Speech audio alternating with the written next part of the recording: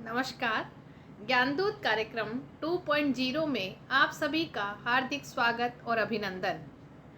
College शिक्षा विभाग राजस्थान द्वारा विद्यार्थियों में ज्ञानवर्धन, अकादमिक समस्या समाधान और समय के रचनात्मक उपयोग हेतु यह कार्यक्रम प्रारंभ किया गया है। इस कार्यक्रम में मैं doctor Jyoti Gautam, assistant professor, department of sociology, आपसे द्वंद्वात्मक भौतिकवाद पर आज चर्चा करूंगी। डायलेक्टिकल मटेरियलिज्म, यह अवधारणा कार्ल मार्क्स द्वारा दी गई थी और हम सभी कार्ल मार्क्स के नाम से बहुत अच्छे से परिचित हैं। उन्होंने समाजशास्त्र में सामाजिक विचारधारा को विश्लेषण करने में बहुत ही उल्लेखनीय भूमिका निभाई है। उनका कहना था कि समाज में भौतिकवाद, आर्थिक आधार बहुत महत्वपूर्ण है, उसी से समाज में परिवर्तन आते हैं और सामाजिक संरचना का निर्माण होता है।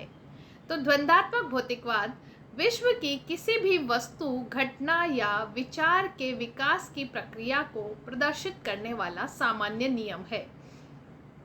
अर्थात इस द्वंद्वात्मक भौतिकवाद के आधार पर हम विश्व में किसी भी वस्तु, विचार के विकास की जो प्रक्रिया है उसको अच्छी तरह समझ सकते हैं कि किस प्रकार किसी भी वस्तु, विचार या विश्व की प्रक्रिया में परिवर्तन आता है। यह नियम सामाजिक विकास की प्रक्रिया को भी विश्लेषित करता है। मार्क्स के अनुसार समाज के विकास का स्वरूप भी द्वंद्वात्मक भौतिकवादी है।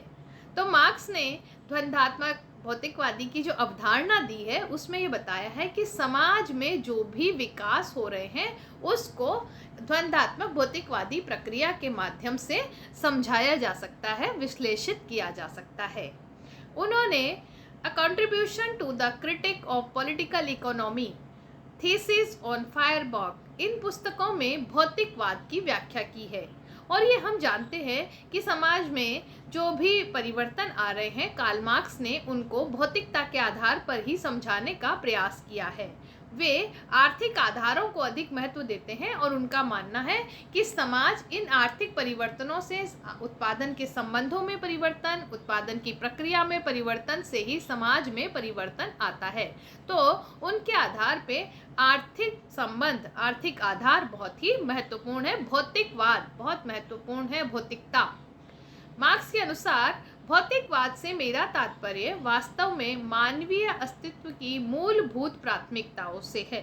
वे कहते हैं कि भौतिकवाद क्या है? भौतिकवाद मानवीय अस्तित्व की मूलभूत प्राथमिकताएं हैं और मानवीय आवश्यकताओं की पूर्ति के लिए मनुष्य को अपना अस्तित्व बनाए रखने के लिए 3 चीज़ों की आवश्यकता होती है: रोटी, कपड़ा और मकान। अर्थात व्यक्ति अपने अस्तित्व को बनाए रखने के लिए उसको भोजन चाहिए, कपड़ा चाहिए और मकान चाहिए, तभी वह अपना अस्तित्व बनाए रख सकता है। और इसके लिए उसे जीवन में भौतिकवाद की आवश्यकता होती है।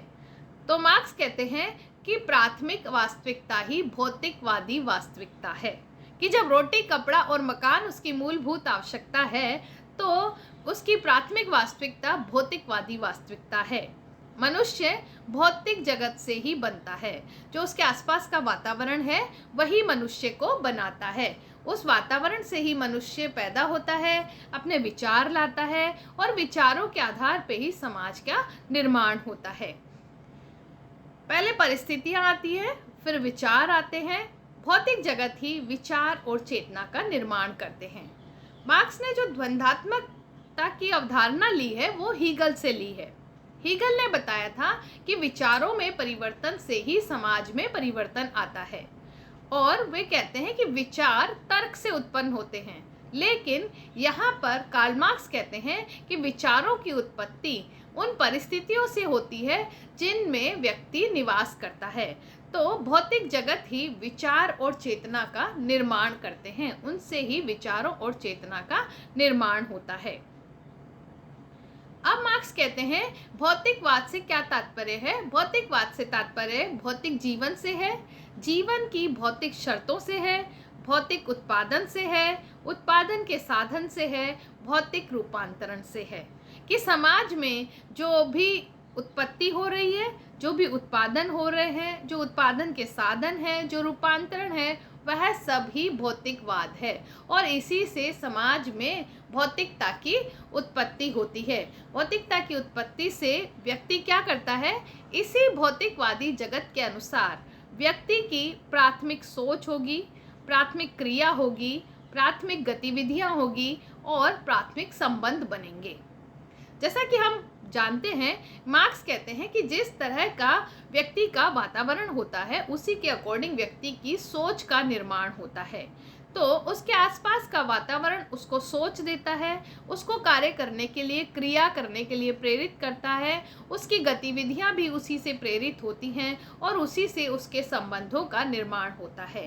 कि जैसे कृषि काल था तो अलग तरह के सामाजिक संबंध हम समाज में पाए जाते थे, हम देखते थे। और अभी जो ये पूंजीवादी युग है उसमें आसपास का वातावरण बदल चुका है, तो हमारी सोच और क्रिया में भी परिवर्तन आ गया है और हमारे संबंधों में भी निश्चित रूप से परिवर्तन हम देख रहे हैं। तो ये जो है भौतिकवादी जगत के अनुसार ही व्यक्ति के सोच, विचार और संबंधों का निर्माण होता है। मार्क्स कहते हैं कि समाज की सामाजिक संरचना भी आर्थिक दृष्टिकोण से ही निर्धारित होती है। उन्होंने ये भी कहा था कि समाज में हमेशा दो वर्ग रहे हैं, एक जिसका उत्पादन के साधनों पर अधिकार होता है और एक वह जो केवल श्रम करता है। तो ये जो सामाजिक संरचना है वह भी आर्थिक दृष्टिकोण से ही निर्धारित होती है। समाज में पता चलता है कि किस तरह की सामाजिक संरचना है, उसी तरह के दृष्टिकोणों का विकास होता है। मार्क्स के अनुसार प्रत्येक वस्तु एक दूसरे से अंतर संबंधित है। यही संबंध द्वंद्वात्मकता पैदा करते हैं। यही द्वंद्वात्मकता समाज के संदर्भ एवं समाज के परिवर्तन के लिए उत्तरदायी है। मार्क्स की जो अवधारणा है द्वंद्वात्मक भौतिकवाद, उन्होंने एक तो द्वंद्वात्मक अवधारणा ली है और एक भौतिकवाद की अवधारणा ली है। भौतिकवाद वह परिस्थितियां, वह जगत जिसमें हम निवास करते हैं, और द्वंद्वात्मक से तात्पर्य है कि उन्होंने एक बात कही थी, वाद, प्रतिवाद और संवाद की अवधारणा। जब भी पहले कोई विचार हमारे पास आते हैं और ये विचारों की उत्पत्ति कहाँ से होती है? भौतिक जगत से, जिस भौतिक जगत में हम निवास कर रहे हैं। और जब हम कोई विचार लाते हैं तो वो वाद का रूप ले लेता है, पर धीरे धीरे उस वाद के अपोज में प्रतिवाद की उत्पत्ति होती है, कुछ अपोजिट नई धारणाएं उसके साथ जुड़ने लगती हैं। तो वाद और प्रतिवाद के बीच का एक रास्ता निकल कर आता है जिसे संवाद कहते हैं। और ये जो वाद, प्रतिवाद और संवाद, यही द्वंद्वात्मकता है।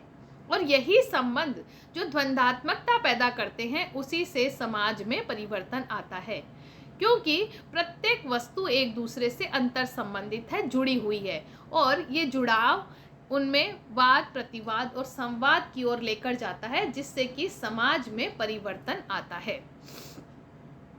तो ये सारी जो अवधारणा है द्वंद्वात्मक भौतिकवाद की, उसको हम निम्न बिंदुओं में समझ सकते हैं। पहला है, इस दुनिया में प्राथमिक यथार्थता भौतिक यथार्थता ही है।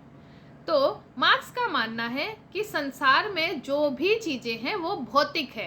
भौतिक जगत ही समाज को रिप्रेजेंट करता है, दुनिया को रिप्रेजेंट करता है। और प्राथमिक आवश्यकता, जैसे उन्होंने बताया, रोटी, कपड़ा और मकान है। तो ये रोटी, कपड़ा, मकान ही भौतिक यथार्थता है। इसी से दुनिया में प्राथमिक यथार्थता दिखाई देती है। और सेकंड वे कहते हैं, इन्हीं आधारों पर मूल संरचना है। तो जो बेसिक स्ट्रक्चर डेवलप होता है वो भौतिक यथार्थता के आधार पर ही होता है कि किन भौतिक जगत कैसा है, किस प्रकार की समाज में भौतिकवादी व्यवस्था है। कृषि काल है, पूंजीवादी व्यवस्था है, उद्योग धंधे हैं, या जो भी समाज की स्ट्रक्चर है उस पर डिपेंड करता है कि उसका मूल यथार्थ क्या है। उसकी भौतिक संरचना ही उसके मूल यथार्थ को रिप्रेजेंट करती है। थर्ड बात वे कहते हैं, इस दुनिया में सब परिवर्तनशील है और यह परिवर्तन वाद, प्रतिवाद और संवाद के रूप में धीरे धीरे होता है। तो उन्होंने सबसे अधिक प्राथमिकता तो भौतिकता को दी और उसके बाद उन्होंने कहा कि संसार में जो भी चीज़ है वो परिवर्तनशील है, वो बदलती रहती है। और ये बदलाव कैसे आता है? ये बदलाव की अवधारणा उन्होंने वाद, प्रतिवाद और संवाद के आधार पर समझाने का प्रयास किया। कि जैसे हम मिट्टी में कोई बीज डालते हैं तो बीज क्या है? वाद है। इसके अपोजिट क्या है, बीज पूरा समूल नष्ट हो गया, और उस समूल नष्ट, ये क्या है, प्रतिवाद है, और इसके साथ में नए प्लांट की उत्पत्ति हुई, यह संवाद है। इसी तरह समाज में भी विचारों की उत्पत्ति होती है, और ये विचार भौतिक जगत से हमें प्राप्त होते हैं, और इस विचार को वाद के रूप में हम समझ सकते हैं। इस वाद के अपोजिट में एक नई अवधारणा डेवलप होती है जो प्रतिवाद कहलाती है, और फिर इन दोनों के बीच का जो मध्यम मार्ग निकल कर आता है वह संवाद होता है।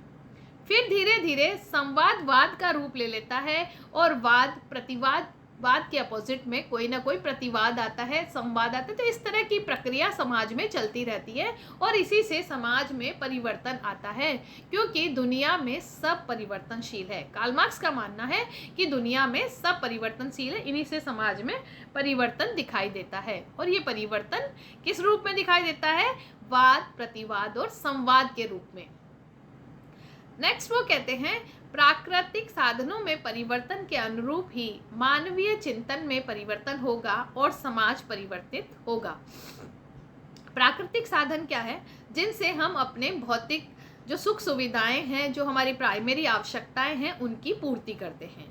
तो जो प्राइमरी आवश्यकताओं की पूर्ति के लिए जो प्राकृतिक साधनों बनाए गए हैं, यदि उनमें परिवर्तन आता है तो निश्चित रूप से मानव के विचारों में भी परिवर्तन आता है, और मानव के विचारों में परिवर्तन से ही समाज परिवर्तित होता है।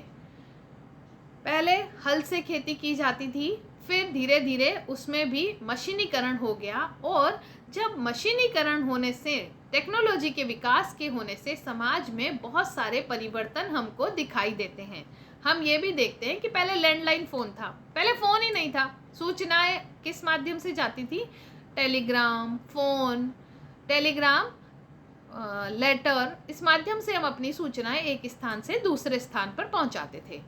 फिर धीरे धीरे फ़ोन का आविष्कार हुआ, लोगों की लैंडलाइन फ़ोन लोगों तक पहुंचा, फिर उसके बाद मोबाइल फ़ोन आया, और अब टेक्नोलॉजी का इतना आविष्कार हो चुका है कि हम यहाँ बैठकर पूरे वर्ल्ड को एक मोबाइल के अंदर देख सकते हैं, अपनी फ़ोटोग्राफ तुरंत शेयर कर सकते हैं।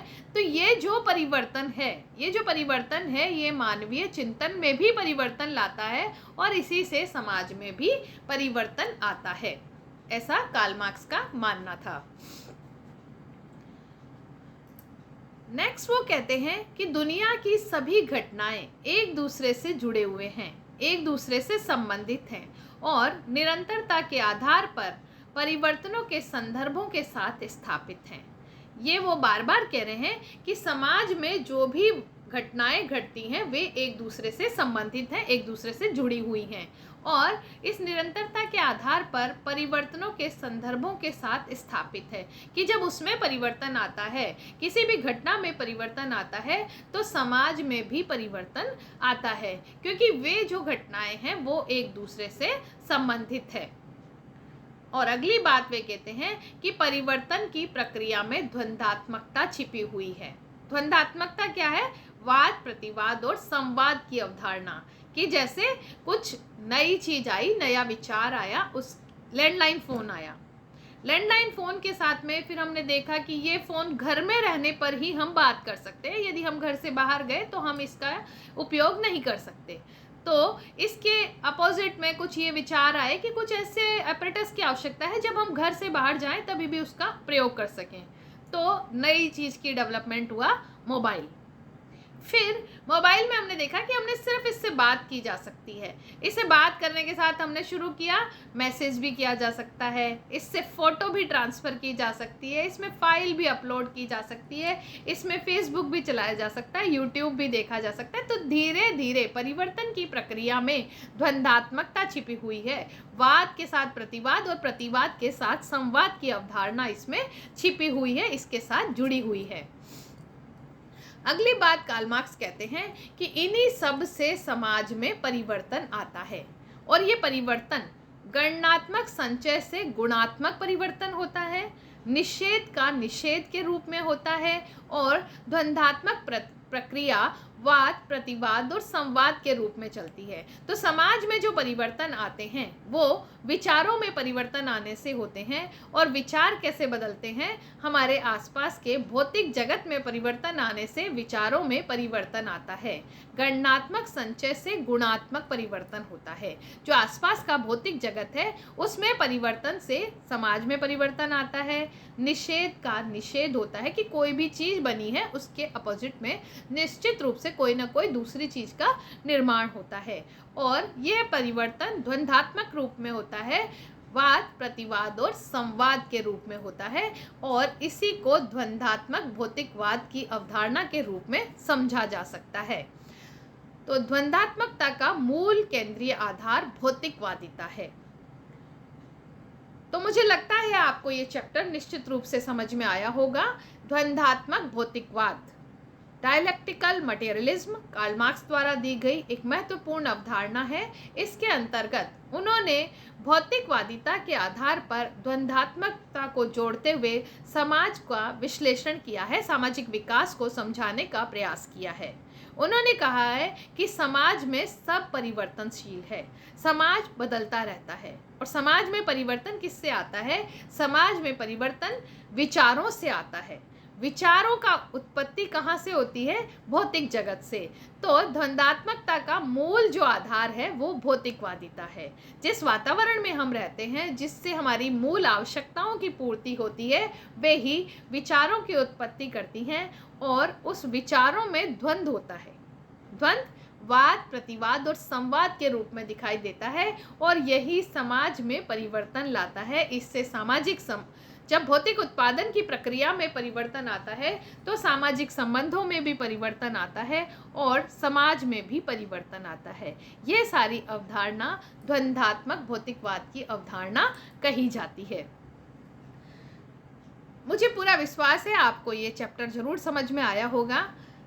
इस चैप्टर से बहुत सारे क्वेश्चंस विभिन्न एग्जाम्स में, परीक्षाओं में पूछे जाते हैं, जैसे कि द्वंद्वात्मक भौतिकवाद की अवधारणा किसके द्वारा दी गई, किन पुस्तकों में कार्ल मार्क्स ने द्वंद्वात्मक भौतिकवाद की अवधारणा दी, उन्होंने द्वंद्ववाद को किस रूप में समझाया, द्वंद्ववाद की अवधारणा उन्होंने किससे ली और उनके अनुसार समाज में मूल क्या है, द्वंद्वात्मकता का केंद्रीय आधार क्या है। या ये छोटे क्वेश्चंस के अलावा कुछ बड़े क्वेश्चंस भी हमें एग्जाम में दिखाई देते हैं कि कार्ल मार्क्स की द्वंद्वात्मक भौतिकवाद की अवधारणा को विस्तार से समझाइए। कार्ल मार्क्स द्वारा वाद, प्रतिवाद, संवाद की अवधारणा किससे ली गई। तो आप सभी ये वीडियोस देखें और अधिक से अधिक अपने ज्ञान में वृद्धि करें। और यदि आपके कोई क्वेरीज हों तो ज़रूर पूछें। Thank you so much.